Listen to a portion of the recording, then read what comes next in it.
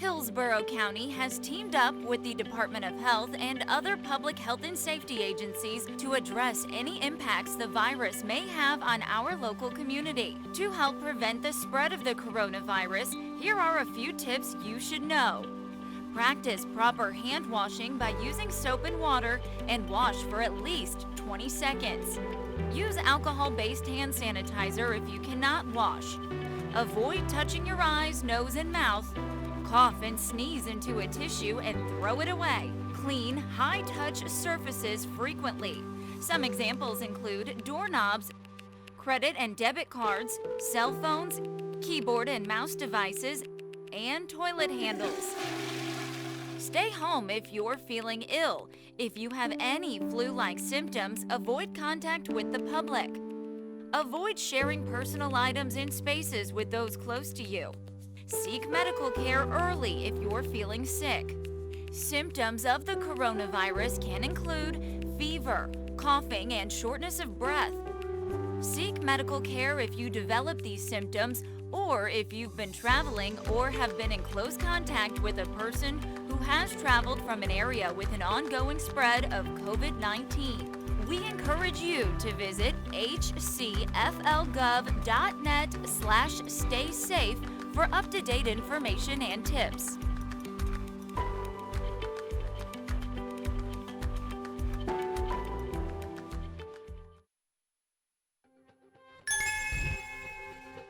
So due to our closures of all of our congregate dining centers and senior centers because of the COVID-19 pandemic, we have 26 different locations that we're still providing meal services for, although today is one of our 10 grab-and-go locations. The grab-and-go locations were established at the locations where seniors live in our senior high-rises, senior apartment complexes, and for that we work with our food vendor and we're able to literally bring frozen meals to our seniors, and then we're delivering 14 frozen meals to our seniors every other week, so we make sure that they continue to receive the nutritional meal that they would have if they were still attending one of our congregate dining centers. The meals are wonderful. To me, they're restaurant quality. There's a wonderful variety. It's quite enjoyable. We're used to coming downstairs, having lunch every day, and most of us have given up our cars, so we don't have a car. We don't have the bus to take us to the store, but it would be worse if we had to put together meals ourselves with what we have. To know that the county is taking good care of us and bringing these frozen meals to us, this is very much appreciated.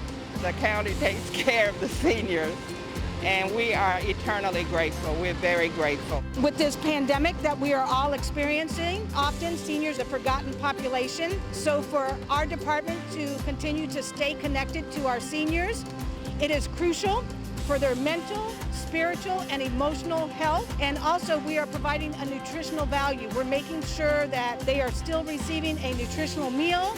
And the feedback that we continue to receive from our seniors is, thank you, thank you, thank you. You are saving me from self-isolation and just going into a state of depression. If the COVID-19 coronavirus affects one of us, it affects all of us. It does not discriminate based on race or ethnicity. We are in this together, and when we work together, we are stronger as a community. Each person that has accurate and timely information about COVID-19 not only helps him or herself, but it's helping the entire county. That's why Hillsborough County needs your input in the anonymous Stay Safe survey. Your feedback will help Hillsborough County provide you and your loved ones with necessary information and resources to get through this COVID-19 pandemic together. It takes just a few minutes. I've taken the survey, and now I challenge you to be a community player.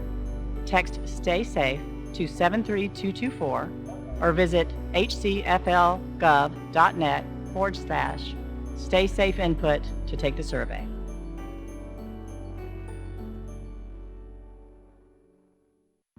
Hillsborough County leaders and local health experts want to get a clearer picture on how many residents may currently have the COVID-19 coronavirus. To help those efforts, testing criteria has been expanded. Now, any resident wishing to be tested for COVID-19 can call 813-272 5900, weekdays between 8 a.m. and 5 p.m. to request an appointment. You do not need to be experiencing COVID-19 symptoms to receive a test, but the Centers for Disease Control and Prevention has added 6 new symptoms to its existing list. COVID-19 symptoms include fever, cough, shortness of breath, chills, repeated shaking with chills, muscle pain, headache, sore throat, and new loss of taste or smell. If you develop any emergency warning signs for COVID-19, such as trouble breathing, persistent pain or pressure in the chest, new confusion or inability to get up after sleeping, or bluish lips or face, you should seek medical attention immediately. Call 911 if you have a medical emergency. Notify the operator that you have or think you might have COVID-19. If possible, put on a cloth face covering before medical help arrives. We encourage you to visit hcflgov.net/stay-safe for up-to-date information.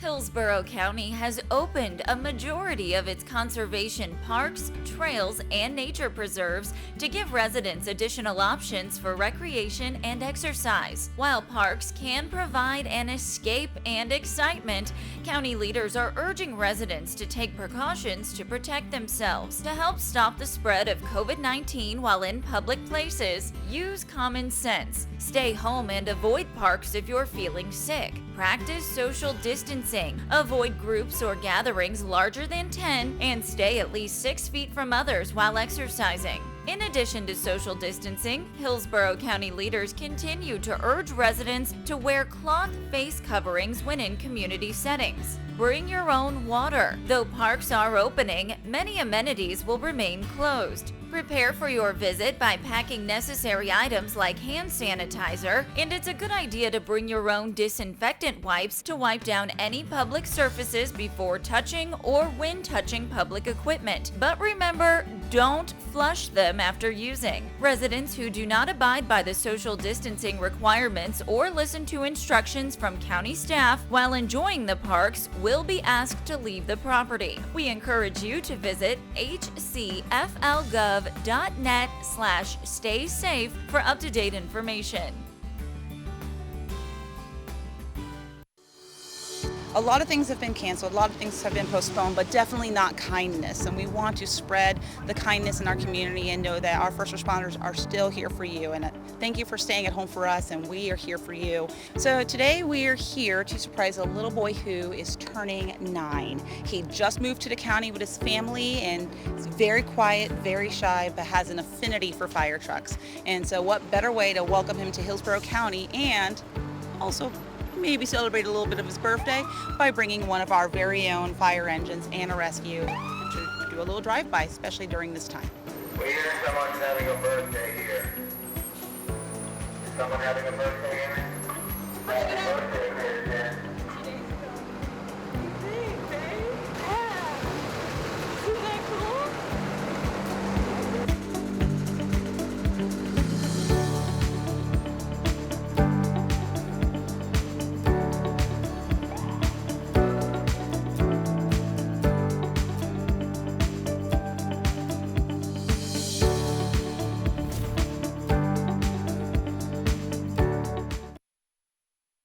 Hillsborough County has teamed up with the Department of Health and other public health and safety agencies to address any impacts the virus may have on our local community. To help prevent the spread of the coronavirus, here are a few tips you should know. Practice proper hand washing by using soap and water and wash for at least 20 seconds. Use alcohol-based hand sanitizer if you cannot wash. Avoid touching your eyes, nose, and mouth. Cough and sneeze into a tissue and throw it away. Clean, high-touch surfaces frequently. Some examples include doorknobs, credit and debit cards, cell phones, keyboard and mouse devices, and toilet handles. Stay home if you're feeling ill. If you have any flu-like symptoms, avoid contact with the public. Avoid sharing personal items in spaces with those close to you. Seek medical care early if you're feeling sick. Symptoms of the coronavirus can include fever, coughing, and shortness of breath. Seek medical care if you develop these symptoms or if you've been traveling or have been in close contact with a person who has traveled from an area with an ongoing spread of COVID-19. We encourage you to visit hcflgov.net/stay-safe for up-to-date information and tips.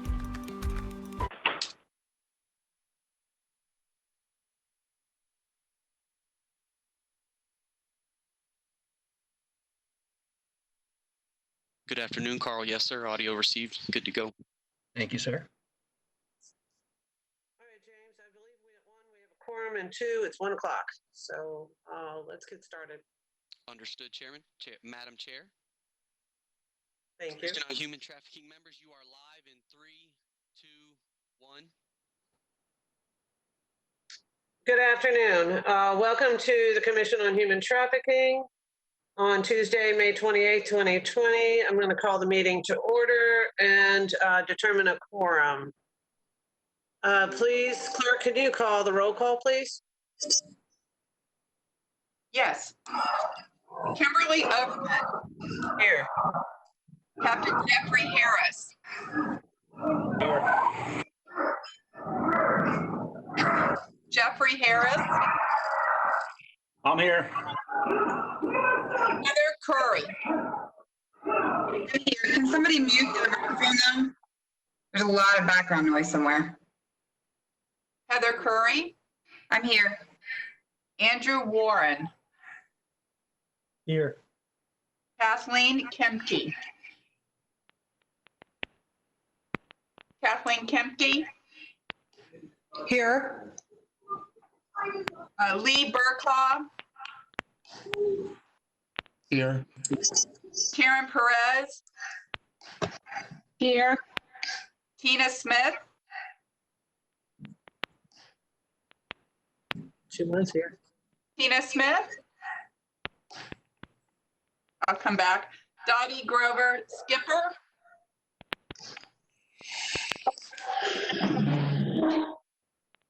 Dottie Grover Skipper. She's here. Can you hear me? I'm here. Okay, I hear you now. All right, thank you. Yeah. Santiago Carrada. Here. Jennifer Glaster. Here. Brenna Taylor. Here. Kevin Durkin.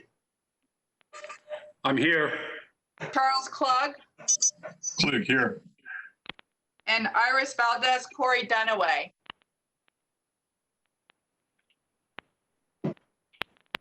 Maybe don't throw things like that. Iris Valdez Corey Dunaway. And I'm returning to Tina Smith. Tina Smith, are you here? All right, I have a verbal confirmation of attendance for everyone except Tina Smith and Iris Valdez Corey Dunaway. So there are 13 people present. Excellent. So we have a quorum. Thank you very, very much. Welcome, everyone. This is actually our second meeting. We are recording the meeting. It is a virtual meeting, given our circumstances, and I truly appreciate everyone being here today. Thank you, everyone, for indicating your presence. And our first order of business today, besides welcoming everyone, is to approve the minutes as of February 26th, the meeting that we actually had at the county center. Any comment, and do I have a motion? Motion. Okay. Santiago, thank you. Santiago Corrado, make a motion. Do I have a second? This is Dottie. I second. Dottie Strugover Skipper made the second, and we'll have a roll call vote. Okay. Kimberly Oberman, Here. Oh, sorry. Yes. Jeffrey Harris, Yes. Heather Curry, Oh, the clerk. Heather is a staff, not a voting member. okay. Thank you. Andrew Warren, Yes. Kathleen Kemke, Yes. Lee Burkhaw, Yes. Karen Perez, Yes. Tina Smith, have you arrived yet? Tina Smith is not here. Dottie Grover Skipper, Yes. Santiago Corrada, Yes. Jennifer Glasker, Yes. Brenna Taylor, Yes. Kevin Durkin, Yes. Charles Klug, Yes.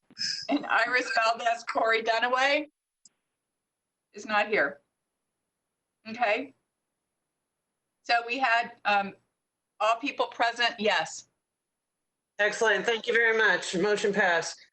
The next item is the chair report. The good news is we have an approved resolution. Last Wednesday, the Board of County Commission expanded the membership for the Commission on Human Trafficking. These changes added many critical, vital community partners and voices to our commission.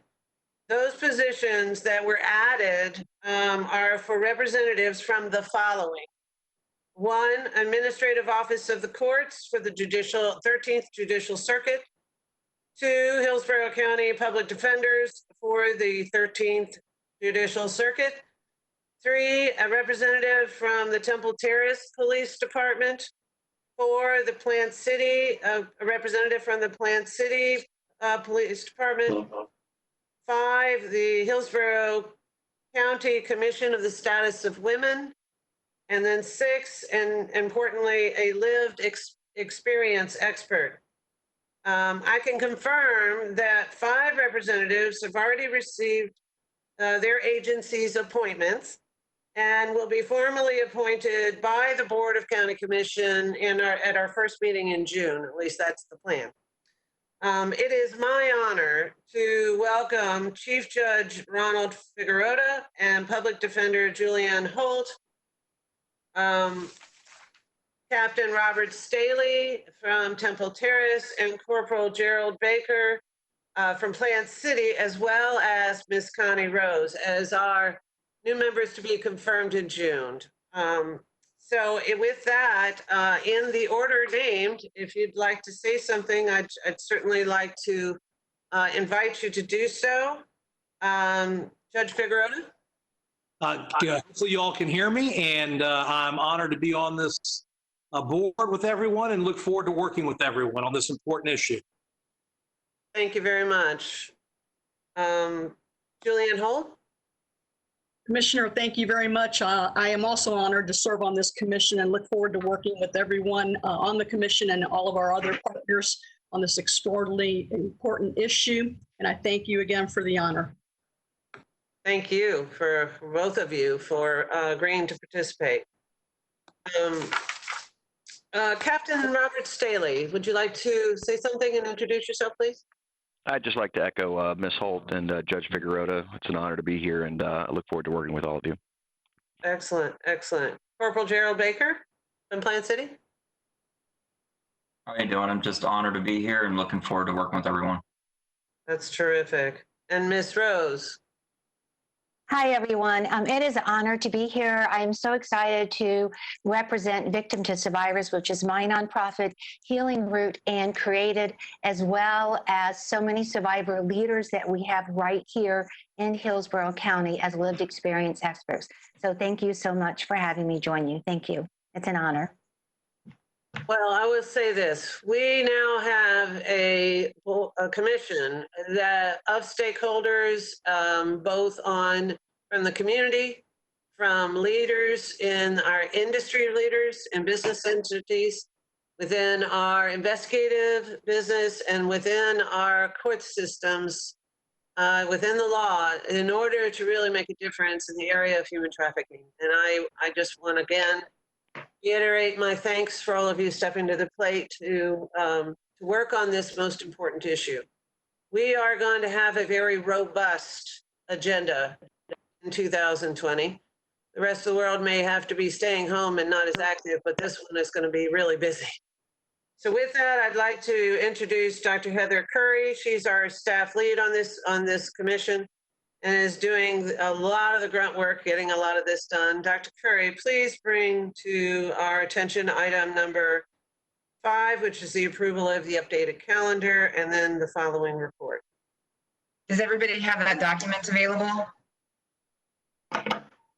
So we've got Wednesday, June 24th will be our next meeting. Since we missed the April meeting, it's supposed to be every other month, but you all understand we had to shift things around due to COVID.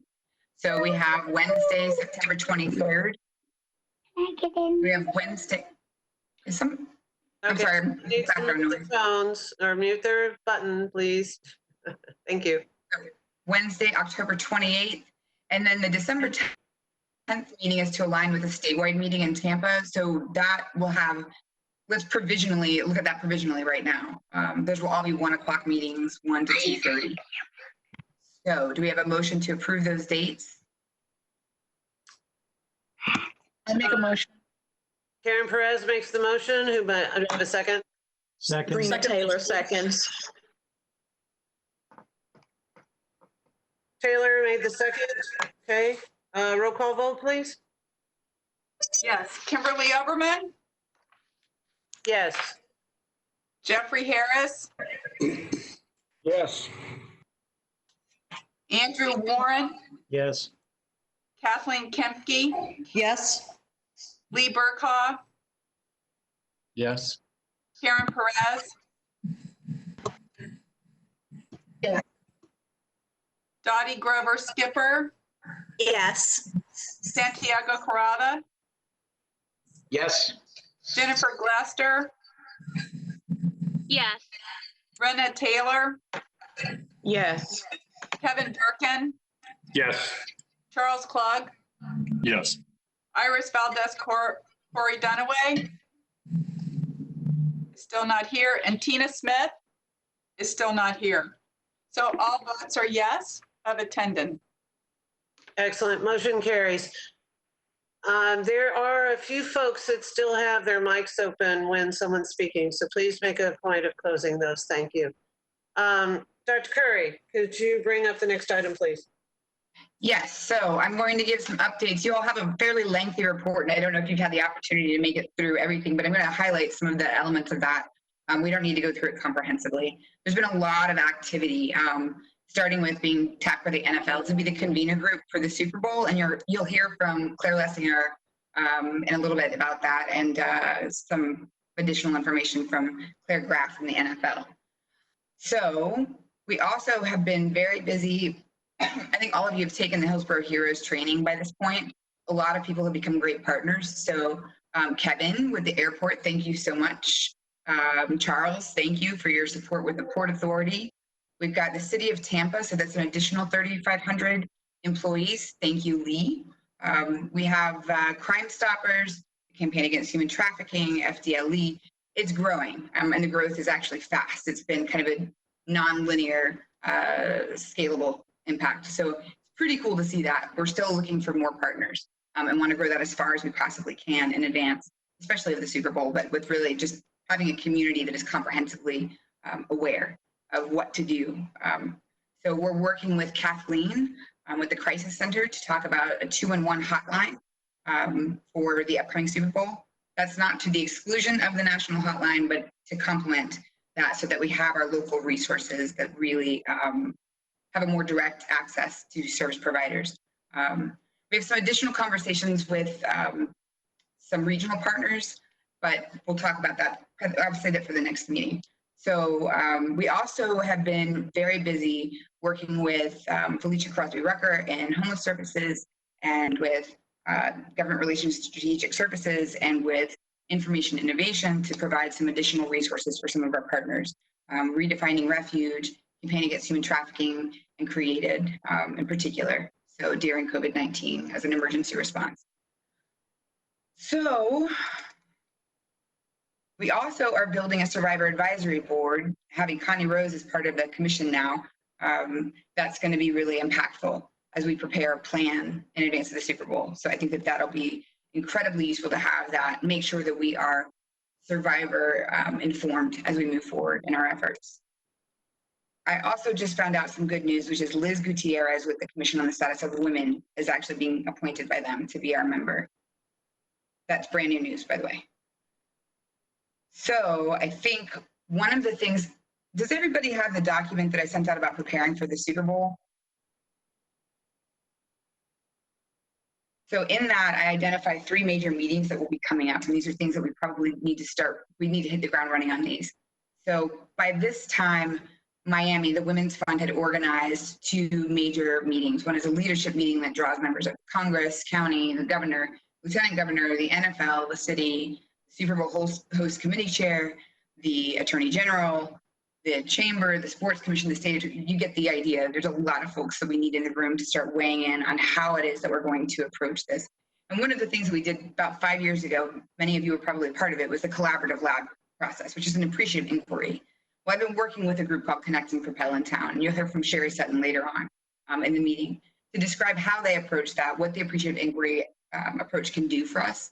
So with that, I don't want to belabor you when you have a pretty hefty document about the report that I sent you. So we can actually move on. Let me get back to our agenda because my printer doesn't work, so I don't have documents in front of me. So let's go ahead and introduce the speakers that will kind of describe the next steps. So Claire and Rob. Maybe Claire Lessinger, do you want to start that conversation? And it's just a brief, we just need a 5-minute overview of what it means to be the convener group. I don't know that term makes a lot of, it may be too abstract. So if we can put some clarity to that, would you mind? Sure, yes, and we have... Before they get started, I wanted to make sure that everyone knows exactly where we are. The NFL Convener Group for the Super Bowl coming up. We have 2 presenters, Claire Graff from NFL Commission and Claire Lessinger and Rob Higgins from our Sports Commission. So they're going to be doing that section of this part of the agenda. And I'm sorry to interrupt, but I just want to make sure everybody had the names of those individuals that are be presenting. So Claire, do you want to go start first? Sure, yeah. I think Rob and I, and thank you for having us today. We so appreciate all the good work you all are doing, and we look forward to partnering with you on this issue. I'm going to tag team this segment, as you mentioned, with Rob Higgins. We have the CEO of the Super Bowl Host Committee on with us. So we'll just allow him to say a few words, and then Claire and I can kind of tag team how we'll partner with this group and how the group will serve as the convener. Excellent, thank you. Yes, thank you everybody for all of your support and help. This, as you may know, this is our 5th Super Bowl. We've hosted 4 previous times in 1984, 1991, 2001, and then 2009. And we as the host committee serve as the lead agency helping partner with the NFL and make sure that we do the best we absolutely can as a community. And that's on a variety of different fronts, whether it's with the teams, with the media, with all the facilities and all of the hotels. And naturally, we want to be a great resource when it comes to this important effort. So I will turn it over to our COO, back over to our COO, Claire Lessinger, to help give an update as to where we're at right now in this process. Sure, absolutely. Thanks, Rob. And we know, we know that the mission of the Commission on Human Trafficking is not tied exclusively to the Super Bowl. It's a community that's united against human trafficking every day. And when we talk about partnership with the NFL, this is an issue that they have traditionally and continue to support in every host community and host city. And so as we spoke through partnership and partnership opportunities, and they shared with us how this process works in terms of supporting the local efforts. We had reached back out to Commissioner Overman because we knew we had had a handful of conversations as it relates to the good work this group was doing and the commission that was put in place with all of the leaders and thought leaders in our community. And with that being said, as the NFL, it defined what the conveners had done in the previous host city, it made all the sense in the world to connect with this group and lean on you all to truly serve as that. And what that means is, in order for the NFL's support, they have a grant proposal and grant funding to support our local efforts.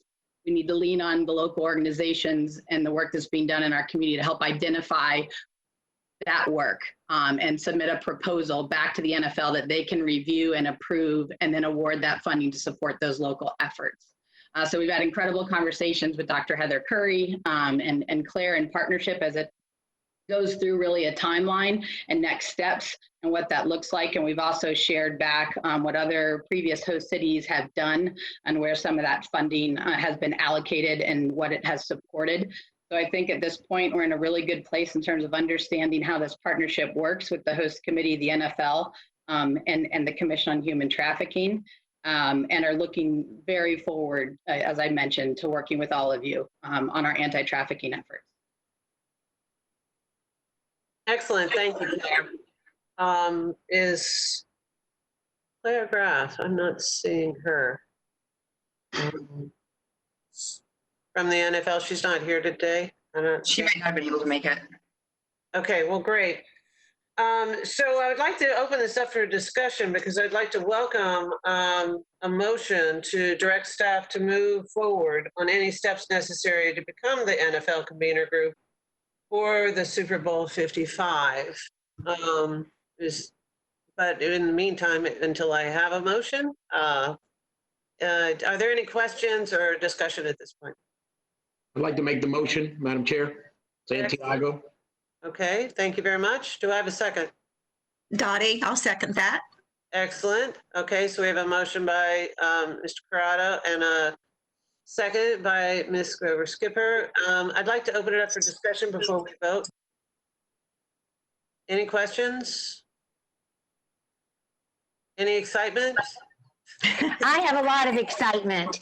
And this is Connie Rose. I think that this is absolutely fabulous. Thank you. Thank you so much for stepping up. I'm very excited to see how the Survivor Advisory Board can really get looped into this and expand with the messaging and whatever else that you might need as an add-on to the great work that's already being done and that will be done in the future. So thank you so much. Excellent. Hi, this is Jennifer Glaister. I had my hand raised. I don't know if you can see it there or sorry. No, Go ahead, okay. Jennifer. First of all, I do want to welcome the NFL. I do want to be supportive. I've seen a lot of great changes in the NFL over the past couple of years, but I think it's extremely important that this commission not turn a blind eye to the fact that the NFL in the past, for a long period of time, turned a blind eye to violence against women and violence against children and things of that nature. Like I said, I've seen nothing but really good changes lately, but I just always want to be aware of who we're aligning ourselves with. Thank you. Thank you for your comments, Jennifer. Any other, Dr. Curry, you had a comment or question? No, okay. I'm looking for hands. Everybody practiced at raising their hand. So, Karen Kempke, you have your hand raised. Hi, I am very excited about this as well. I will say that in the last 6 years, I have worked with the NFL in a number of different areas, one being the Pro Bowl. I'm not a football person at all, but the Pro Bowl, and also have done some training for the Bucs. And I think they are trying. They're really trying. So I look at this as a real opportunity for us to to hold them accountable, but also to be supportive for what they're trying to do. Great, thank you. And I'll just wrap up this before we take a vote. In meeting with Claire Graff, as well as Rob and Claire from the Sports Commission, and then also attending many of the meetings that prepared for the Miami Super Bowl, it became readily obvious that it was going to be an all hands on deck effort, both in the area of communications, in the area of investigations, in the area of awareness, in the area of supportive and services, and all the way across the board. And one of the reasons why I believe that it would be wise for us to be a convener is that it gives us the ability to not only get and be best prepared for one of the largest events that the Hillsborough County and the entire Tampa Bay region experiences, but also allows us to build a sustainable platform for addressing the issues associated with human trafficking and bring those that are interested in the star power of the NFL to the table to learn more about how they can be part of the solution and how they can be involved. It's not very many opportunities that we get that kind of event that comes to Hillsborough County, although we're seeing more and more of them. And I'm very proud of our Visit Tampa Bay and the Sports Commission that make those things happen. But it puts a lot of pressure on our law enforcement, on our investigations, on our court systems, and on our communities, that bringing this to the table will help us be at the center of making sure that the messaging and the information and the programs that are developed go well. So with that, I'm going to call a roll call vote. Dr. Curry, you have your hand raised. Yes, I was also going to let you know, Claire Graff has actually joined the call. Oh, great. I'm wondering if she might say something really quick since she's the NFL representative. Claire Graff, you're recognized. We can't hear you yet.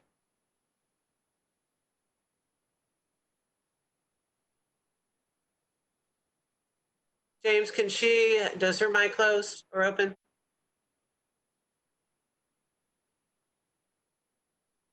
I don't see her member name. I don't either. Is she the call-in user? I have a call-in user with an area code 917816. She may be. Let me, she emailed, and that's why I was responding to that. I have unmuted that call-in user. Miss Graff, if you would like to address yourself. Hey, that's me. Oh, there you are. Can you guys hear me now? Yes. Sorry about that. Well, first of all, I hope we made it easy by having two Claires be involved in this undertaking. So hopefully, if one Claire doesn't know the answer, the other will. I've been on since the start, and certainly appreciate all views on our work and the progress we have made and where we still have to go. I can tell you that I've been at the league for 13 years. First in a PR capacity and then moving over to social responsibility. My role was actually created right after Ray Rice, when we realized that we, as the league, should be taking more of a stand on social issues, including domestic violence, but certainly also including issues including trafficking. So I can tell you that those of us who do this every day at the league, none of it is perfect, but our intentions are good. We don't have control over everything. But what we do have control over, we take it extremely seriously. We know that people look to us, right or wrong, and we know that for better or for worse, our work is judged by, whatever headline is in vogue on any given day. So all of that factors into it. I certainly understand that there may be some who have some reticence, but I can tell you that we take this role extremely seriously, and we are the first to say we are not the experts. Which is why it's so important to be working with experts in the field. Our approach, just so everyone knows, has really been to defer to each local community that we work with around the Super Bowl to really judge sort of what the major social issues are in their region and how we can best be supportive. So while, yes, there is a process in terms of us providing funding and receiving a proposal at the same time, we're not looking to hamstring anyone. We trust you all and your expertise in your region, and we just look forward to supporting you. Claire, thank you so very much. I appreciate that. Heather, did you have another comment? Okay. All right, can we get a roll call vote on the motion? Yes, madam. Kimberly Everman, Yes. Jeffrey Harris, Yes. Andrew Warren, Yes. Kathleen Kemke, Yes. Lee Burkhoff, Yes. Karen Perez, Yes. Tina Smith, have you arrived yet? Tina Smith is absent. Dottie Grover Skipper, Yes. Santiago Carrada, Yes. Jennifer Glaster, Yes. Brenna Taylor, Yes. Kevin Durkin, Yes. Charles Klug, Yes. Iris Valdez, Corey Dunaway. Is still not present. So all present are yes. Excellent. Thank you very much. Next item on it is the plan for the Super Bowl preparation and beyond. Heather, do you want to take the lead and introduce Kathy Anderson? Absolutely. So we have the benefit of having Kathy Anderson, who is the director, the executive director for the Women's Fund. They were the convener group for the Miami Super Bowl in February. And so after I got through my panic attack while I was listening to her plan, she has a really well mapped out, sustainable plan. So it wasn't just about the Super Bowl for them either. Much like our endeavors here, the idea is to create something that's before, during, and after, something that is sustainable and creates a sustainable message about who we are as a community and how we're united against human trafficking.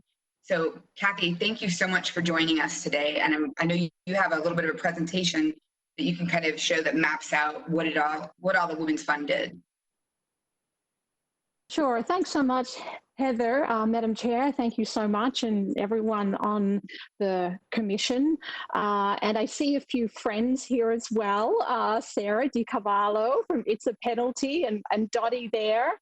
And who else I see? Rob also.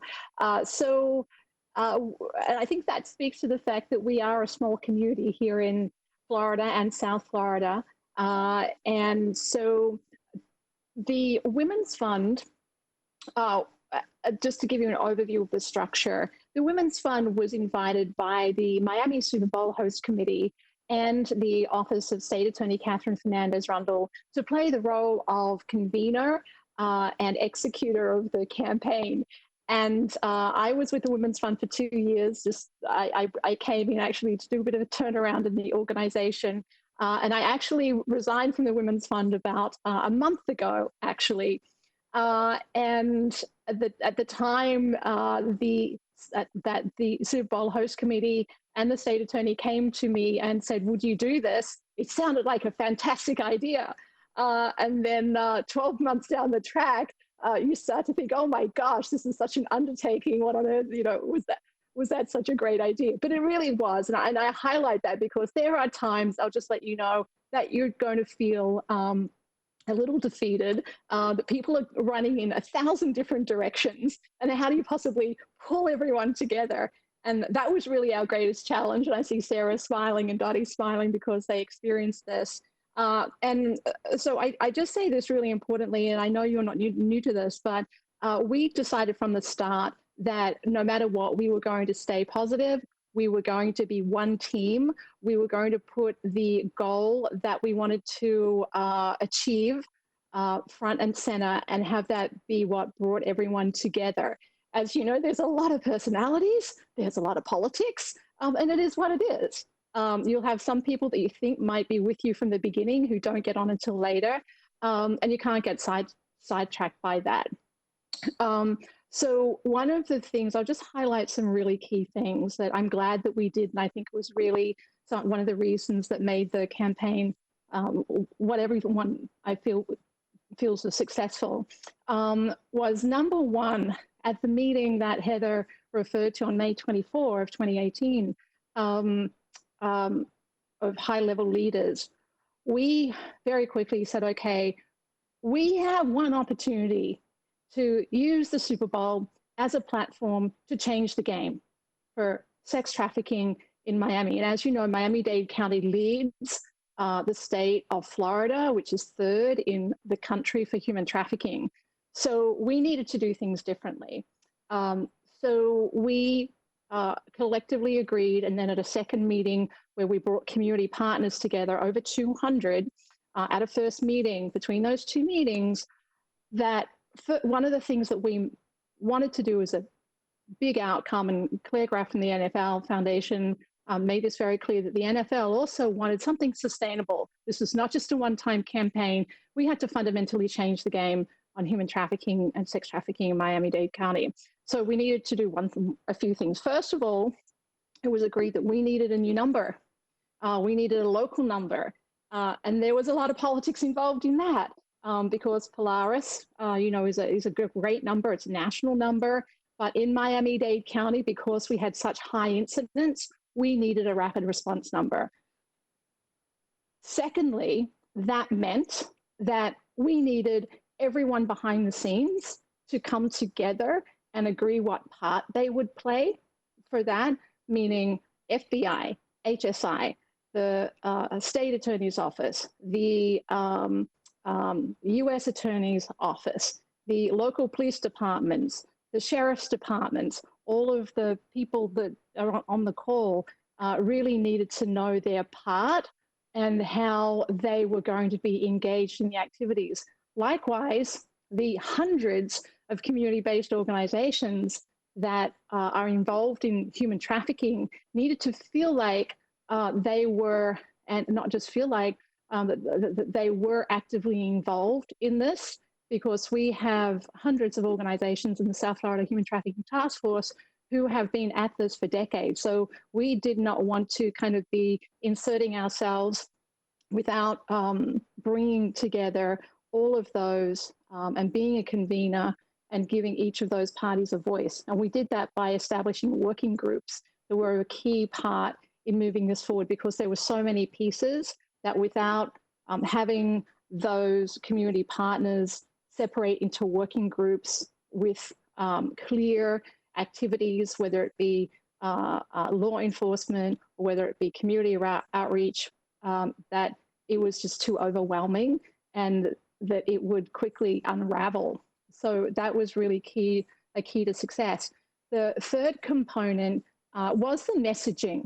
It was agreed that, so in addition to having a local number and a rapid response capability that would live beyond the Super Bowl, which it has, and second of all, then behind that number, having a strengthened community protocol of responding rapidly to sex trafficking, that thirdly, we needed a campaign and we needed messaging that was firstly informed by victim survivors, and again, acknowledge you all in having that group front and center. Their thoughts on messaging were key. And second of all, we needed to, through the awareness campaign, break the stereotypes of human trafficking, because it's not well understood. Members of the community don't know what it looks like. They have the stereotype of the, quite frankly, the kind of the pimp daddy and the young girl. And that's not what human trafficking looks like. And so the imagery and the taglines associated with the campaign had to break those stereotypes. So when you see some of the images throughout the document you have, and Heather, do you have that document here, or I can share it just to flick through some of the imagery? I think if I share it, and I share my screen, if I follow the instructions from the last session, can you see my screen here? We can see your screen, thank you. Okay, great. So what I'm going to do is just flick through some of these slides, because I know you've all seen them, but this was just the high-level convening we did. You have there the list of people that we engaged. Heather referred to those before. We had this large community gathering with hundreds of organizations. You have a list there of some of the working groups. You'll see there that we had call center, so we did engage 211. We had, again, you see here numerous forums with our community members. And then we had, this is where you see the actual, some of the campaign imagery. So I'll just kind of pause on here. You see that there's a message, see it, snap it, send it. 305 fixed stop is a 24/7 text or call number. And that's the campaign that we did. And you see that everywhere on Metro Movers. You can see that we put it, literally we took the station domination because we wanted to choose one central location where the most people would see this campaign, and then that we could blast it basically through social media. So one component was getting it out and about on digital billboards, buses, as you see, LED buses going through local neighborhoods, especially through the Super Bowl where streets are closed. We had all transits covered off. You'll see here not what you think. You see we have a woman and a young girl to represent women are recruiters, and this is specifically a message that the survivor leaders wanted to get out, that it's not what you think. The text call was important because we actually want people to see it, snap it, send it, to actually text photographs to that hotline. That hotline was operated through the state attorney's office, and then it was coordinated with, as I said, FBI, HSI, local law enforcement, and they literally had a cell phone kind of loop. They know each other and literally could respond within seconds to the call and get the right law enforcement to the victim or the community member that was calling in. This campaign had around over 50 million impressions. We started it in November. I'll highlight that, critical to start it, I think, that early. We got a lot of press by starting it early in November. If we had have waited to do a campaign in January, just before the Super Bowl, it would have, quite frankly, been lost amid so much happening. So recommendation, if you can, we started the first week of November. We had a press conference with all of the people that were mentioned before, from members of Congress to the Super Bowl host committee, state attorney's office, and so forth. This slide you see, it's no fairy tale, is forced sex, escape it, report it. That was also inspired by the survivor leaders. We were being bold with our messaging, as you could see, because we needed breakthrough messaging. This is a topic that people walk past, and so we needed to have some fairly stand-out messaging that did make people stop and consider. We had PSAs. This is a 30-second PSA. We had that showing on some of the big screens at the basketball games and sports games and running on different stations. We had a digital toolkit, which is actually still on the Women's Fund site. So all of these that you see, and we had these created in Spanish and Haitian Creole, as well as English. And you could literally slide over on any of these, share them through Facebook, Twitter, Instagram. And we did that because we knew that we needed a very strong digital campaign to make every dollar go a long way.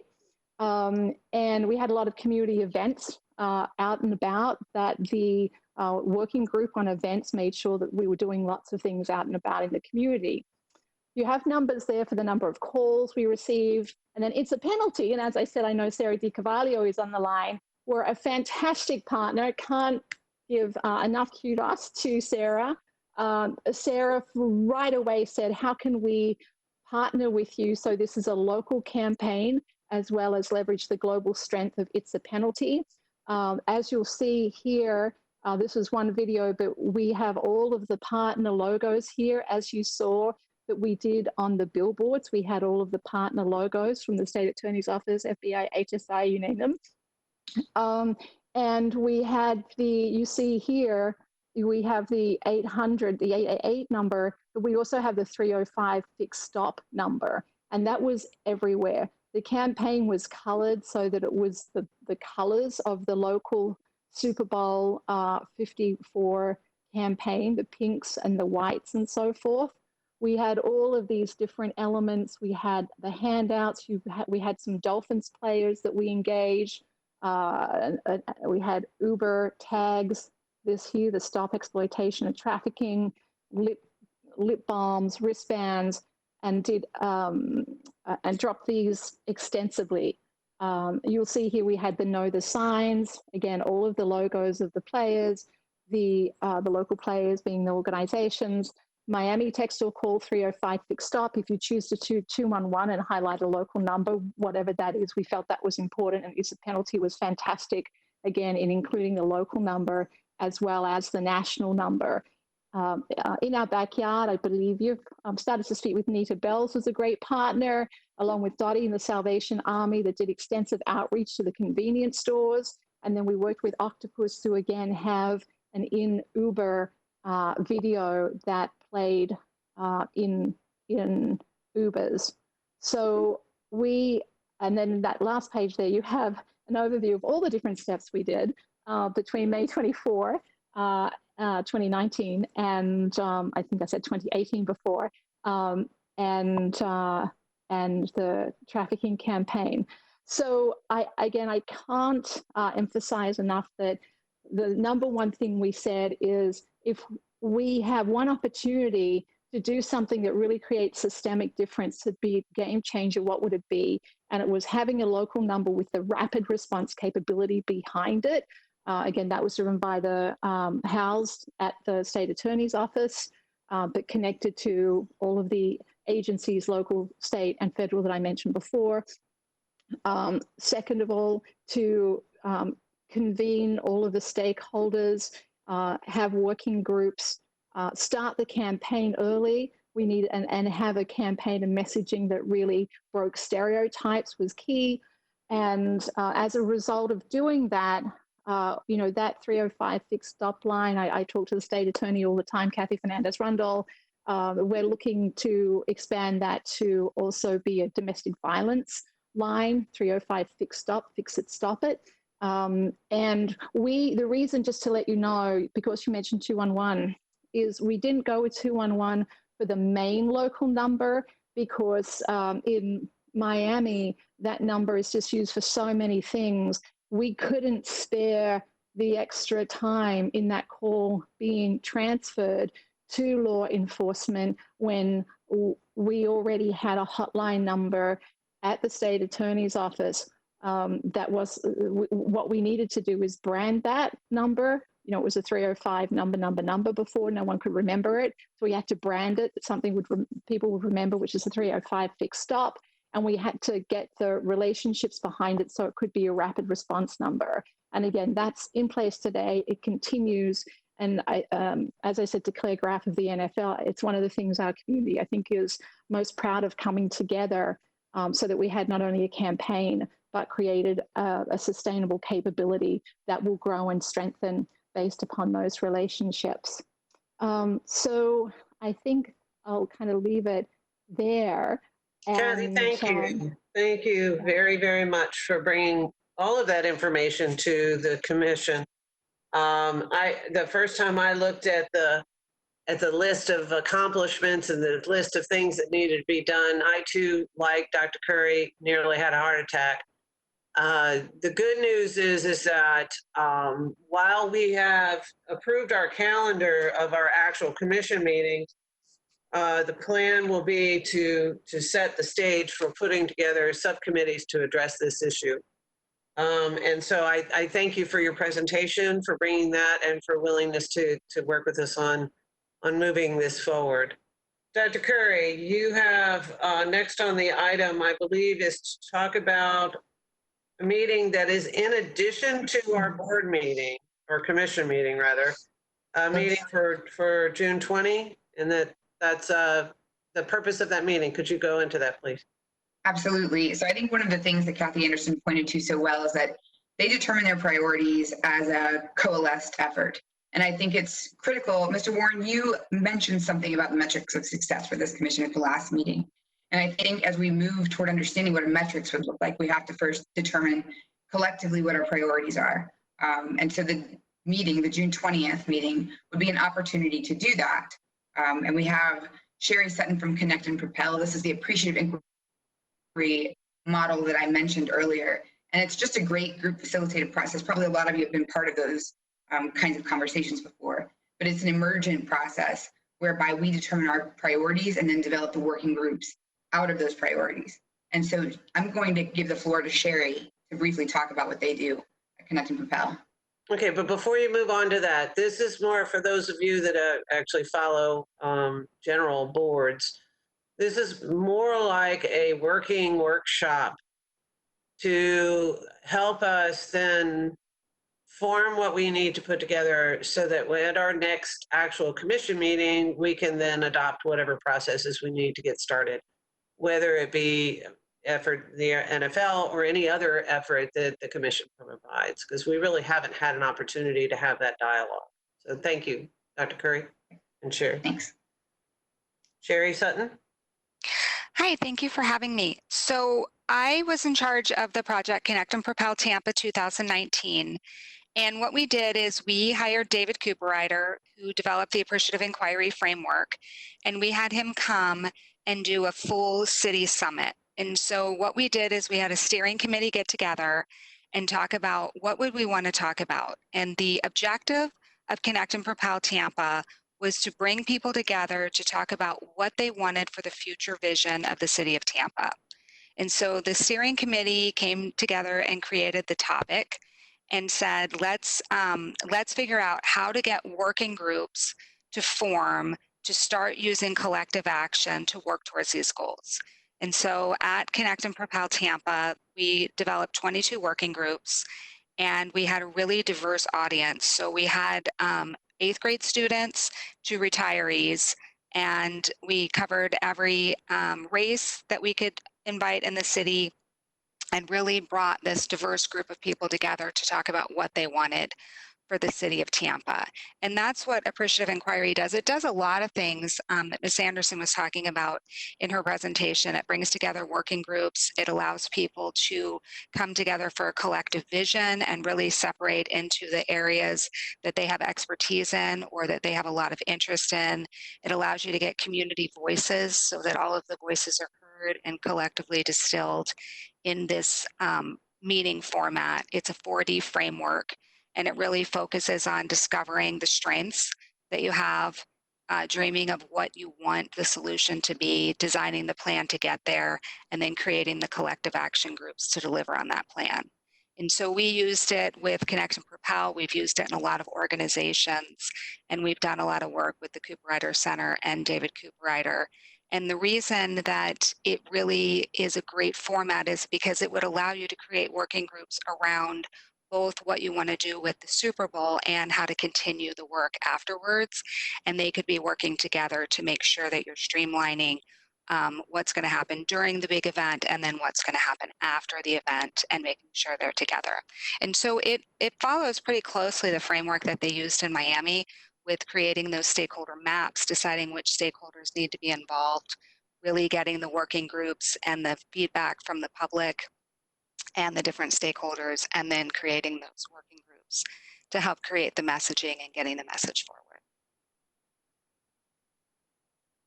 Anything that I missed on that, Dr. Curry? I think you nailed it. Thank you very much. So more than likely to help facilitate that group, we may still be in a situation where we're living in a virtual world. I would imagine that that'll still be the case. I know I'm going to be in the virtual world for quite some time. But as soon as we can work out the details, basically, Dr. Curry, she and I had spoken a great deal about the 4 or 5 key areas for this commission to do its focus, and then layer our goals with as we prepare for the amount of work that it takes to get prepared for the NFL. Obviously, there's going to be, as Sherri mentioned, some areas that we want to focus in, given our strengths and background, and other areas that we find we have strength in that we want to participate, especially when it comes to maybe the call center or the law enforcement, and then others that are interested in the messaging. So what's great about this workshop that we do on the 20th is that it gives us an opportunity for people to figure out how their interest and how their expertise can be best utilized so that we can get the work done and maximize the use of everyone's talents. Dr. Curry, do you want to add to that? I don't want to add to that except for to say that June 20th is a Saturday, so that was a typo. I was looking at the wrong year. It should be June 19th. Sorry. Okay, June 19th. All right, so that's a Friday. Friday. Okay, and as soon as we're able to kind of work out the details for the time, if I were going to say raise a show of hands, not that a vote, because that'll be fun. But if we were having a Friday meeting, would you prefer it to be in the morning or the afternoon? Let's do morning. Raise your hand so I can see pretty much everybody. Okay. Okay, and then if you're preferred in the afternoon on a Friday, raise your hand. Man, no one wants to get together on a Friday afternoon, so that's obvious. Okay, so we're going to shoot for more in the morning, more a part of the morning, part of the day. It may be that it blends into the afternoon, but it won't start in the afternoon. So with that, I'd like to bring up the next item on the agenda, unless there's something else you needed to speak about, Dr. Perry. Nope. All right, excellent. Future discussion items. Anyone have the things that they would like to bring to the agenda for our June 26th commission meeting, board meeting? Okay, and get a chance to look through. The only thing I would ask, I want to say thank you to everyone that actually has been working so hard on this, and how we need to have your commitment. And while we do have a lot of work ahead of us when it comes to the task force in general, as far as the Super Bowl is concerned, there's a lot of good work that's going to be done in our community as a consequence of this. And we will need a lot of allies, whether it's for a Super Bowl or not. So in terms of the work that we're doing. So again, thank you for stepping to the plate to work on this. The other thing that I wanted to bring up, and I don't know if we have the dates, it wasn't in our official calendar, but Thursday, this coming Thursday, is the state attorney's state meeting on human trafficking. And those dates, they are televised. And I highly recommend that if you've got the time to watch those. Normally I wouldn't be attending, but I wear a lot of hats on Thursdays, and one of them is the emergency policy group, and we still have meetings on Thursday. So I may be able to watch the beginning of it, but I won't be able to attend the entire meeting. Dr. Curry will be available for that to answer questions there. And, we'll be listening as much as we can. Madam Commissioner Overman, that's the Attorney's General Task Force, not the State Attorney's Task Force. I'm sorry, the Attorney General, you're correct. Apologize. Yes, I was going to say that too. And, I do sit on that commission statewide. So if there is anything that this commission would want me to present at the statewide council meeting, I'm happy to do that. Oh, thank you. Thank you. Currently, I believe, although I have not yet seen the agenda, currently Sheriff Conister is going to be doing the presentation on our behalf.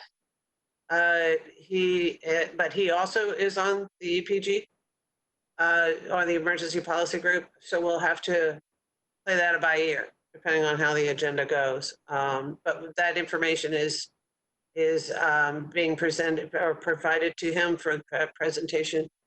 Major Harris, do you have any information or guidance that you can offer us regarding Thursday's meeting? I do not. I was on the meeting last week for the Criminal Justice Committee for the statewide council. But as far as the meeting this Thursday, I do not. Okay, great. Our goal is to get on the agenda next time. Maybe there might not be a conflict, but that is an excellent meeting. We hear from everyone around the state, and it gives us a good feel for the statewide actions that are going forward. Any other new business? Okay. Commissioner? Yes.